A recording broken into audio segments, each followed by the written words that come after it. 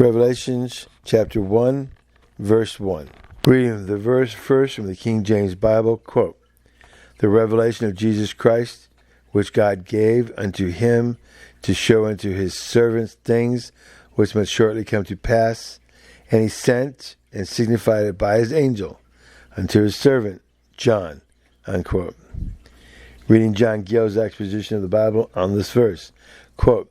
"The revelation of Jesus Christ, either of which he is the author, for it was he that sent and showed it by his angel to John. It was he, the Lion of the tribe of Judah, that took the book and opened the seals of it, and which is a very considerable proof of his deity, since none but God could foreknow and foretell things to come, or declare the end from the beginning, and from ancient times of things that are not yet, as is done in this book, or of which he is the subject. For it treats much of his person, offices, and grace, and of Christ's mystical, and of the state of his church in the several ages of time. Or it is that revelation which was first made unto him, to which sense the following words incline, which God gave unto him, not to him as he is God, for as such he is omniscience, and foreknew whatever would come to pass, and needed no revelation to be made to him. But as he was man and mediator, and this was given him by God the Father, and put into his hands, to make known, as being a part of the administration of his prophetic office, the end of its being given him was, to show unto his servant things which must shortly come to pass.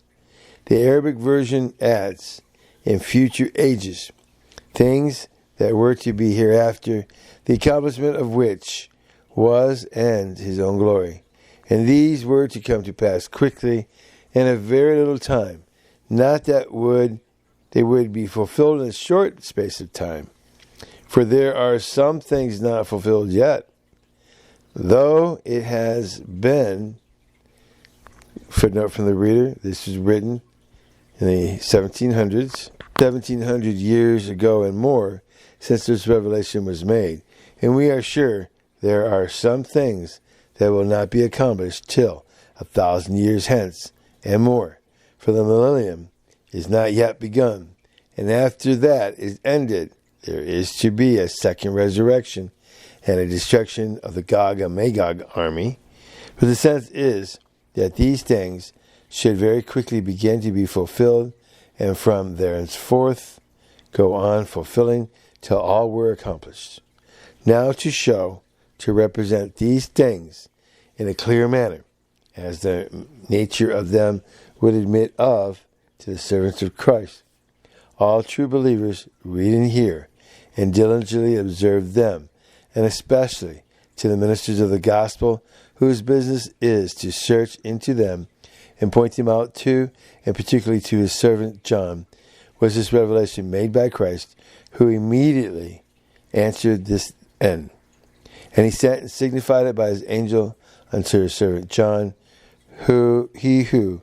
Lord of angels, to whom they are ministering spirits, sometimes sent one angel and sometimes another, and by various emblems, signs, and visions represented and set before John, a faithful servant and a beloved disciple of his, the whole of his revelation. End of John Gill's exposition of the Bible of Revelations, chapter 1, verse 1. Now, reading the verse again in the King James Bible, quote, "The revelation of Jesus Christ, which God gave unto him to show unto his servants things which must shortly come to pass, and sent and signified it by his angel unto his servant John," unquote. End of Revelations chapter 1, verse 1.